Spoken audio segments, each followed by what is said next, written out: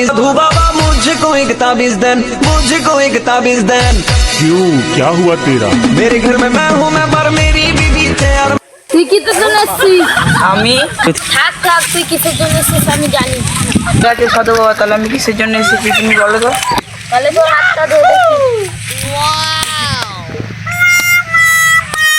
শালা সাধু কি পাঠাবে আমার হাতটা মেরে ভেঙে দেবে। তোর হাতে অনেক কিছু লেখা আছে, শুনবি? ঠিক আছে সাধু বাবা, তাহলে তুমি বলো, আমি তো শোনার জন্য এসেছি।